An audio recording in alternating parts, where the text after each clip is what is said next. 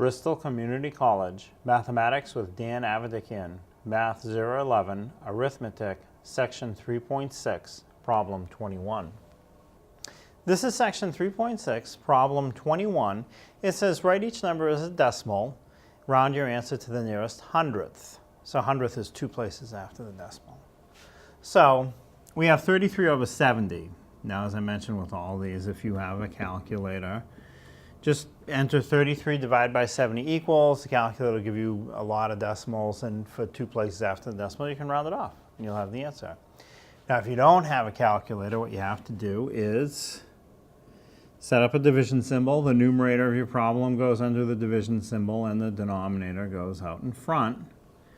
And I'm guessing that it's going to go out more than two places if we have to round it. So start your division. 70 divides into 33. 33 is not big enough.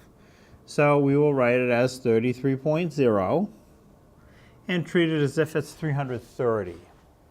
And when I do that, the decimal that I write has to come straight up into the answer. So 70 divided into 330. Those numbers are fairly big. So pretend you just can't see the last zero. And how many times would 7 go into 33? I know 7 times 5 is 35. That'd be a little bit too big, so I'm going to go with a 4. 4 is probably going to be as close as I can fit. So 4 times 0 is 0. 4 times 7 is 28, so that's pretty good. So 0 minus 0 is 0. 3 minus 8, the 3 is not big enough, so I'll borrow. Make this 3 into a 2. This 3 next will become a 13. 13 minus 8 is 5. 2 minus 2 is 0. So 50, so that's good. Didn't go in evenly.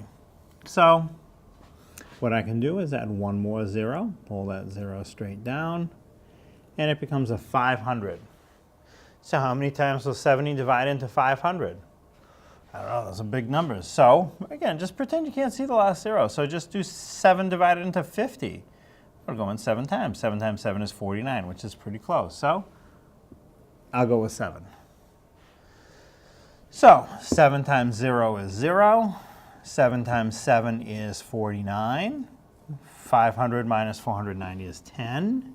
So it didn't go in perfectly, but it says round to the nearest hundredth. Hundredth is two places after the decimals, right? We have tenths, hundredths.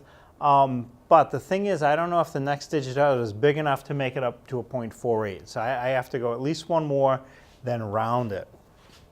So to go out one more place, I'll add one more 0 on the top, bring it straight down next to the 100, next to the 10, makes it a 100. Now 70 into 100, I can see that's going to go once. 1 times 70 is 70. 100 minus 70 is 30, so it fits good. Now I have that third place, so now I can decide if I make it a 0.48 or leave it as a 0.47. The 1 is not even close to big enough, so it's going to get rounded off to a 0.47 to go two places after the decimal, or in other words, the nearest hundredth. Because there's no number in front, if you like, you can write it as 0.47, or you can just leave it as 0.47.